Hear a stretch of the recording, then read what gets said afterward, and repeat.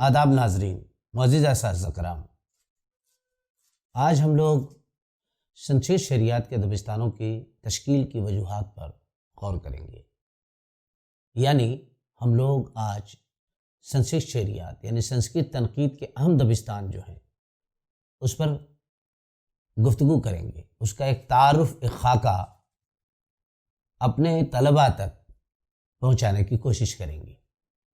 हिंदुस्तान की हर यूनिवर्सिटी में जब तनकीद पढ़ाई जाती है तो उस निसाब में हर जगह संस्कृत शरियात का कुछ न कुछ ज़रूर पढ़ाया जाता है। हमारे तलबा बहुत से ऐसे होते हैं बाज़ इलाक़ों के जो हिंदी से कम वाकिफ़ होते हैं या संस्कृत से कम वाकिफ़ होते हैं। हमारे असातिज़ा भी बाज़ ऐसे हैं जो हिंदी और संस्कृत कम जानते हैं, लेकिन बेशतर तादाद हिंदी और संस्कृत जानने वाले तलबा और असातिज़ा की है। फिर भी हम लोग संस्कृत शरियात पर ज़्यादा तवज्जो नहीं देते। तो हमें संस्कृत शरियात के बारे में यानी संस्कृत तनकीद जो है उसके अहम दबिस्तानों के बारे में अपने तलबा से गुफ्तगू कैसे करनी चाहिए। तो सबसे पहले हमें ये बताने की ज़रूरत है कि संस्कृत शरियात यानी संस्कृत तनकीद के जो अहम दबिस्तान हैं वो कौन कौन से हैं।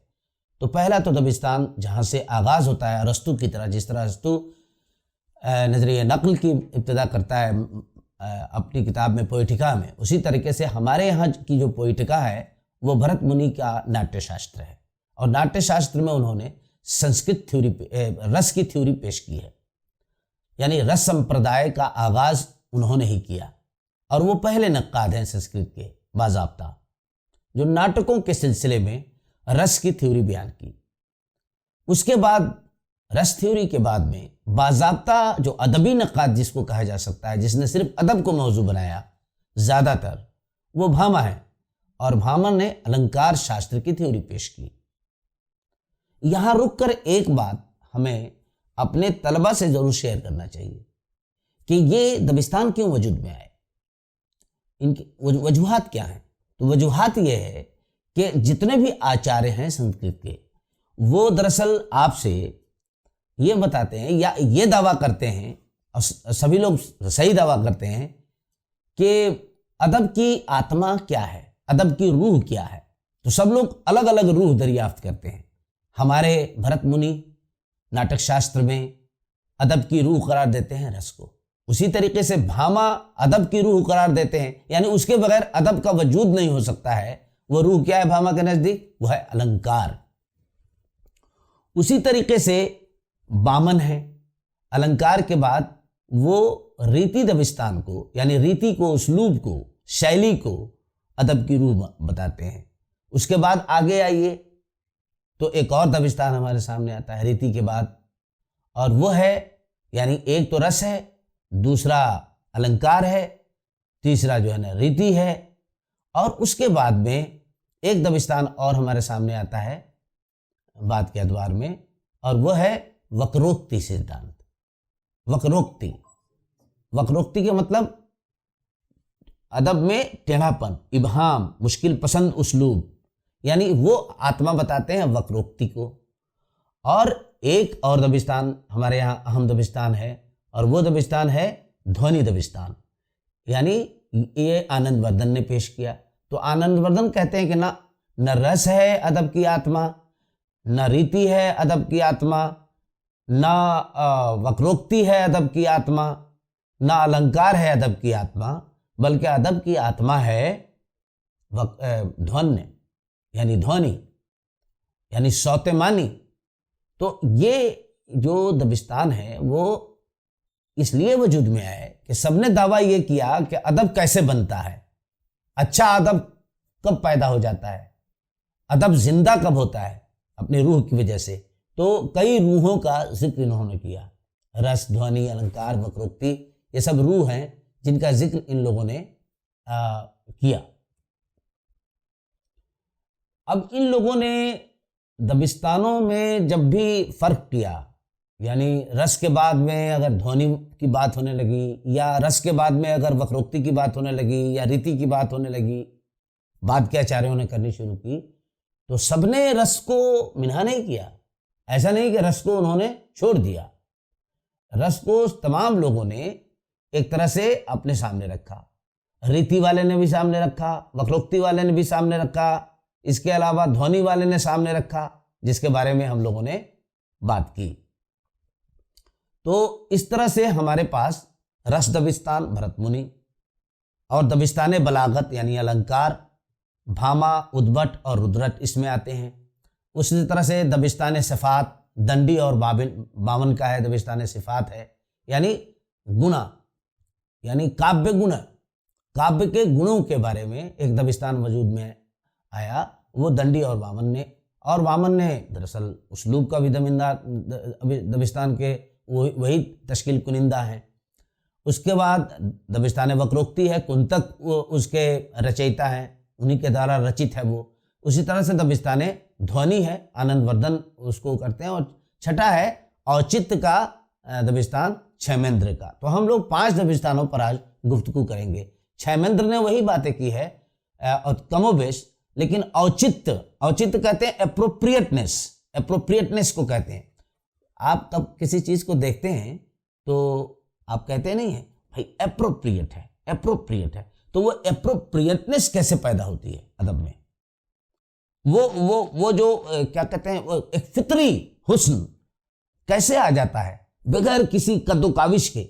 जब ताजमहल को आप देखते हैं तो आप ये नहीं गौर करते कि ये ताजमहल कैसे बना या ताजमहल किसने बनाया। ताजमहल ढला ढलाया लगता है, अप्रोप्रिएट लगता है, जैसा कि उसके अलावा ताजमहल और कोई हो नहीं सकता है जो बन के हमारे सामने आ गया है। उसको एप्रोप्रिएटनेस कहते हैं। तो रस का तारुफ ये है कि सबसे पहले ये किताब जो भरत का नाट्य शास्त्र है, ये किताब हमारे सामने सबसे पहले एक अंग्रेज ने रखा। उसका नाम एच.एस. विल्सन था। एच.एस. विल्सन ने इस किताब की प्रतिलिपि पांडुलिपि तलाश की और उसके बाद में मुंबई में 1894 ईस्वी में शिवदत्त और काशीनाथ ने इसको मुरतब करके शाये किया। उसके बाद इस पर बहुत गहरी तहकीक जो की वो रामकृष्ण कवि ने की। उन्होंने अपनी जिंदगी के 45 साल इसी किताब की तहकीक में सर्व कर दी। तो भरत मुनि के नाट्य शास्त्र जब आप खोलेंगे तो उसमें 5 अबवाब मिलेंगे आपको। पहले बाब में वो नाटक की इब्तिदा कैसे हुई, यानी वो कैसे आसमान में जो है ना हमारे शिव जी के दरबार में इंद्र के दरबार में कैसे कहा गया कि मतलब एक ऐसे विधा की ज़रूरत है जिससे देवताओं का दिल बहले वगैरह वगैरह, ये सब जिक्र करते हैं वो। दूसरे बाब में वो 3 तरह के नाट्यशालाओं का जिक्र करते हैं और उसकी हयातों का जिक्र करते हैं। तीसरे बाब में वो देवताओं का जिक्र करते हैं और पूजा के तरीके बताते हैं। चौथे बाब में वो रक्स के फन पर और उसकी इब्तिदा पर बात करते हैं। और 5वें बाब में वो तमसील का आगाज़ कैसे किया था, यानी ड्रामा कैसे शुरू होता है, उसकी बात और उससे मुतल्लिक जो उसूल होते हैं उसको वो बताते हैं। और छठे बाब में वो क्या करते हैं, छठे बाब में वो रस के बारे में बताते हैं। अब ये रस का मौजू किस बाब में है, आप तलबा से ये बताइए कि ये रस जो है नाट्य शास्त्र में ये छठे बाब में है। छठे बाब में वो उसकी थ्योरी को बयान करते हैं। उसमें श्रृंगार रस यानी सजावट, औरतों का गहने कपड़े वगैरह से अपने आप को सजाने को श्रृंगार रस कहते हैं। एडॉर्नमेंट कहते हैं जो हुस्न को बढ़ाए। हास्य रस का जिक्र करते हैं। करुण रस, हास्य रस यानी मिजाज, करुण रस यानी शरीउल हिस्स, नाजुक और कोमल बातें कैसे अदब में पैदा होती है उसका जिक्र करते हैं। रुद्र रस यानी डरावना भयानक, है ना, उसकी बात करते हैं। और फिर उसके बाद में वीर रस यानी शुजात बहादुरी की बात करते हैं। फिर भयानक रस की बात करते हैं। फिर विभत्स रस यानी घिनौना डराने वाला, जिसे अंग्रेजी में आप लोथसम कहते हैं, उसकी बात करते हैं। फिर उसके बाद में अद्भुत रस की बात करते हैं जो हैरत अंगेज तहय्युर वाला रस होता है। तो भरत ने यहाँ रसों की नफ्सियात, असल बात यह है कि भरत यहाँ रस को जो बयान करते हैं इसका सीधा रिश्ता हमारी इंसानी ज़िंदगी यानी हमारी जो नफ्सियात होती है, हमारी जो अपनी नफ्सियात और फितरत है उसके मुताबिक रसों का उन्होंने आवंटन किया है, रसों की संरचना की है या उसको समझने की सही की है। और उसी तरह से रति है। रति जो है वो कहते हैं, रति का जिक्र करते हैं, वो इश्क का जो जज्बा होता है इंसान के अंदर, वो रति का जज्बा होता है। उसी तरह से एक जुगुप्सा होती है, यानी ये सब हमारे जज्बात हैं, फीलिंग्स हैं, जो हमारे हर इंसान के सीने के अंदर, दिमाग के अंदर, दिल के अंदर इस तरह के जज्बात होते हैं। वो जज्बात जो है ना रस क्रिएट करते हैं, रस पैदा करते हैं। उसमें एक जुगुप्सा है, यानी शिकायत करना। 8वें बाब में वो अदाकारी के बारे में बताते हैं कि अदाकारी कैसे करनी चाहिए। और फिर 16वें बाब में एक मरतबा फिर वो कुछ सनतों का जिक्र करते हैं और फिर वहाँ रस का जिक्र करते हैं। और 17वें बाब में वो स्टाइल की बात करते हैं, उसलूब की बात करते हैं। और 18वें बाब में फिर वो उसलूब की बात करते हैं। और 20वीं बाब में वो फिर उसलूब की बात करते हैं और 4 असालीब की निशानदेही करते हैं। वाज़ेह है कि यहाँ बोलने के उसलूब की किस्में बता रहे हैं, वो लिखने वाले उसलूब की किस्में नहीं बता रहे। और वो 4 किस्में जो बोलने के उसलूब के हैं, तकल्लुम के हैं, वो हैं भारती, आर्यभटी, कौशिकी और सातवती। तो आप देखेंगे, आप वल्लभ मिश्र की किताब पढ़ें तो उसमें तफसील से, और आप जो अभी जो स्क्रीन पर आप देख रहे हैं, किताब का नाम आ रहा है डॉक्टर व्रज वल्लभ मिश्र, भरत और उनका नाट्यशास्त्र, उत्तरम मध्य क्षेत्र सांस्कृतिक केंद्र इलाहाबाद, 1988 की लिखी हुई किताब है। तो जैसा कि हमने अर्ज किया कि 6ठे बाब में रस का नज़रिया पेश करेगा। तो रस के मानी क्या होते हैं? तो रस के मानी तो आप किसी रिक्शा पुलर से भी पूछिएगा तो रस के मानी बता देगा। रस का मतलब जो है ना जूस है, रस है, किसी चीज़ का रस जो हम पीते हैं। लेकिन ये तो मानी है ही, लेकिन जब डेप्थ में जाते हैं तो रस के मानी होते हैं जौहर के, यानी रस निकाल के रख दिया, यानी बातों का रस निकाल कर रख दिया। तो बात में कहाँ से रस पैदा होता है? वो जौहर है, उसके मानी जौहर के होते हैं। उसी तरह से आप इल्म तिब में जाइए, यानी डॉक्टरों से पूछिए कि रस के मानी क्या होते हैं, तो उनके यहाँ रकीक मादे जो होते हैं, गुदूद के रकीक मादे जो निकलते हैं गुदूद से चीड़-फाड़ करने के बाद, उसको रस कहते हैं। फिर मजहब में जाइए तो इबादत व रियाजत के जरिए सालिक को मार्फत की शक्ल में जो तमानियत और उलूही सुकून हासिल होता है, उसे रस कहते हैं।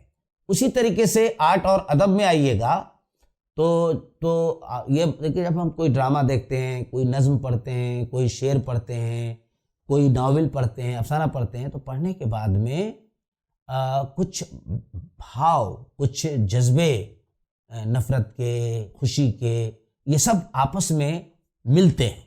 और मिलने के बाद में वो एक मसरत का या उदासी का एक भाव आपके चेहरे पर, आपके दिलो दिमाग में पैदा होता है। उसी एहसास का नाम रस है। ये लिटरेचर में इसको कहते हैं। तो पुराने ज़माने में जो किताबें लिखी जाती थी, हम तलबा से बता सकते हैं कि ये किताब किस हैत में लिखी गई, कैसे लिखी गई। तो ये मुकालमाती अंदाज में लिखी गई। एक आदमी सवाल करता है, जैसे मुनिवृंद जो है वो भरत मुनि से सवाल करते हैं, 5 सवाल करते हैं, और वो जब 5 सवाल का जवाब देते हैं तो पूरी किताब बन जाती है। तो अब आपसे कहा जाए कि भाई रस की तारीफ कीजिए, या तलबा को आप बताना है आपको कि रस की तारीफ कीजिए, तो आप तलबा से कहिए कि बस एक लाइन में इसकी तारीफ ये कर सकते हैं आप कि किसी भी मतन को पढ़कर, या किसी ड्रामे को देखकर, या किसी मौसीकी को सुनकर, या छपे हुए अल्फाज को पढ़ करके उससे मुतासिर होने के जज्बे को रस कहते हैं। इसलिए भरत कहते हैं, और रस को ही आत्मा मानते हैं अदब की, और कहते हैं रसो वैते है, यानी रस ही जीवन है। उनका यह भी कहना है कि त्यो हस्ततो दृष्टि, त्यो दृष्टतो मन, त्यो मनस्ततो भावा, हतो भाव वस्ततो रस। यानी जहां हाथ जावे, जहां हाथ जाए वहां नजर जानी चाहिए, जहां नजर जाए वहां मन जाना चाहिए, जहां मन जाए वहां भाव यानी जहनी हालत को जानी चाहिए, और जहां जहनी हालत का झुकाव हो वहां रस होना चाहिए, या वहां रस होगा। भरत का सूत्र जो है, जो रस का सूत्र है, ये संस्कृत की किताबों में अपने तलबा को बताइए कि हम लोग जिस तरह से किताब लिखते हैं उससे जरा अलग। वो पहले एक सूत्र यानी एक थ्योरी बयान करते हैं और उसके बाद उसकी वजाहत करते हैं। तो उनकी रस की थ्योरी क्या है? विभाव अनुभाव व्याभिचारी संयोगाद्र रस निष्पत्ति, यानी बहुत से जज्बों के मिलने जुलने से एक तरह की रस निष्पत्ति होती है, एक रसास्वादन का या रस निष्पत्ति का, रस के निकलने का या रस के पैदा होने का एक सियाक पैदा हो जाता है। असल बात यह है कि अब रस का अंग्रेजी में तर्जुमा किया गया है सेंटीमेंट। ये मनमोहन घोष ने रस का अंग्रेजी तर्जुमा किया, उस किताब का तर्जुमा करने वाला भी वही है। तो वो सेंटिमेंट्स कहते हैं, रस के मानी सेंटिमेंट्स कहते हैं। उसी तरह से ब्रिज वल्लभ मिश्र है, वो लिखते हैं कि यवानी यानी तकल्लुम और जिस्म को लफ्ज़ों के फितरी मानी से जोड़ते हैं, यानी विभावित करना यानी मुतस्सिर करना, और सुवासित करना यानी मुअत्तर करना। भरत के ये मुतरादिफ अल्फाज हैं। इसके मानी आसान लफ्ज़ों में ये हुए कि किसी का किसी में रम जाना। अगर विभाव लफ्ज़ में से वी साबका हटाकर साबका उसमें पे लगा दें तो विभाव की जगह से पर लगा दें तो विभाव की जगह पे ये क्या हो जाएगा, प्रभाव। तो जिसको हम विभाव कह रहे हैं उसे आप प्रभाव समझिए। प्रभाव का अर्थ क्या होता है, असर, इफेक्ट, किसी चीज का इफेक्ट कैसे हुआ। तो ये अदाकारी या शायरी के जरिए रस के फिशार का अनुभव या रस के फिशार का नाम भाव है। सफ़े किरतास पर कोई लफ्ज़ आप पढ़ रहे हैं तो उसमें जो अनुभव होते हैं वो गैर मुतहर्रिक होते हैं, लेकिन जब आप पढ़ते हैं तो उसका एहसास करने लग जाते हैं।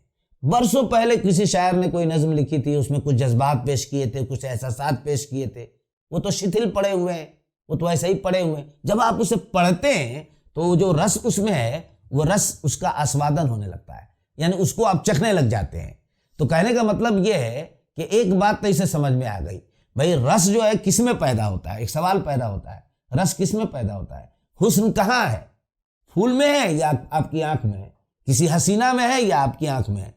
तो ब्यूटी कहाँ है? ब्यूटी आपकी आंख में है, अशिया में नहीं है। अशिया को तो आपकी आंखें देखती हैं। तो इस तरह से रस कैसे पैदा होता है, क्यों कर पैदा होता है, किस में पैदा होता है, इसको लेकर के उस जमाने के जितने भी बड़े बड़े आचार्य थे उनमें मतभेद पैदा हो गया। जैसे भट्ट लवल्लट थे, उन्होंने आरोपवादी नजरिया पेश किया रस का, यानी भरत ने तो अपना काम कर दिया। अब उसके बाद के आचार्यों ने उस पर गुफ्तगू शुरू की और उन्होंने कहा कि भाई रस जो है ना आरोप लगाने की वजह से, या राम जी को हम स्टेज पर देखते हैं और उन पर आरोप लगा देते हैं कि वो राम है, और हम आरोप लगा करके संतुष्ट हो जाते हैं और राम को चलते फिरते हुए देखते हैं और हम बहुत आनंदित होते हैं, रस पैदा हो जाता है। श्री शंकु कहते हैं कि ना रसवादी नजरिया नहीं सही है, वो कहते हैं नजरिए इनफराज या इल्तबास, यानी अनुमानवाद पेश करते हैं। अनुमानवाद में तो वो कहते हैं कि जैसे किसी चीज को फर्ज करना, हम राम को राम नहीं समझते हैं, राम जैसा फर्ज कर लेते हैं, और जब हम देखते हैं तो फर्ज कर लिया कि राम है, और हनुमान संजीवन ब्यूटी पूरा कांधे पर पहाड़ पर उठा करके ला रहे हैं, तो हम समझ लेते हैं, फर्ज कर लेते हैं कि ये वही हैं, यानी हनुमान जी हैं, और हमको मजा आता है, हम में रस पैदा हो जाता है। उसी तरह से भट्टनायक हैं, वो मुक्तिवादी नजरिया पेश करते हैं। वो कहते हैं कि ना भाई ना अनुमानवादी सही हैं ना भट्टलौलट सही हैं, हम सही हैं। हम क्या कह रहे हैं कि बहुत सी चीज़ों से रस में, यानी हम कुछ चीज़ देखते हैं, जैसे मान लीजिए कि हम सीता को देखते हैं, राम को देखते हैं नाटक में, और देखते हैं कि भाई किस तरह से श्रीलंका दहन हुआ, लंका को जलाने के बाद में सीता जी को हम ले आते हैं। तो ये सीन देखने के बाद में हम अपने दुखों से जैसे निजात पा जाते हैं। तो थोड़ी देर के लिए हमको महसूस होता है जैसे हम किसी को मार नहीं पाते हैं, और नाटक में देखते हैं कि एक हीरो जो है ना विलेन को बहुत पीट रहा है, बहुत मार रहा है, तो हमारे मोहल्ले का जो विलेन है उसको फर्ज कर लेते हैं कि ये विलन जो है यहाँ मौजूद है और वो हीरो उसको पीट रहा है, और हमको अंदर से एक रस का एहसास होता है, आनंदित होते हैं, हमको अच्छा लगा कुछ चीज़ों से हम निजात पा गए। ये बातें जो है 2-3-4 जो नज़रिए जो अभी पेश किए गए, ये अपनी जगह पर थोड़ी सी सच्चाई रखते हैं, लेकिन असल सच्चाई जो है जो अभिनव गुप्त ने पेश किया वह है वो अभिव्यक्तिवाद का नज़रिया है, यानी नज़रिया इजहारियत, जो क्रोचे ने बाद में पेश किया। नज़रिया इजहारियत वाजर है कि ये माबाद नज़रिए के बहुत करीब है और कारी असास तरकीब के भी बहुत करीब है। उन्होंने कहा कि रस की न तकलीफ होती है, न हमें रस से निजात मिलता है, न ये रस दरअसल साहिब ज़ौक़ कारी या नाज़िर और सामे के दिलो दिमाग में पसंद और नापसंद और तहजीब की शक्ल में पहले से मौजूद होता है, यानी शय में नहीं होता है, हमारी आंख चखने वाली की आंख में होता है, यानी भगवान खुद भक्त में पोशीदा होता है, यानी हुस्न आंखों में होता है, शय में नहीं होता है। अभिनव एक मिसाल से इस बात की वजाहत करते हैं। कहते हैं कि सूखी मिट्टी पर जब हम पानी छिड़कते हैं तो सूखी मिट्टी से में पोशीदा जो सूधी खुशबू है अचानक उठकर बाहर निकल आती है। तो हम तो टेक्स्ट तो एक बहाना होता है, मतन तो एक बहाना होता है, दरअसल तपती हुई धरती की तरह तो कारी होता है, उसको देखने वाला होता है। वो जैसे ही चीज को देखता है उसकी खुशबू बाहर आ जाती है।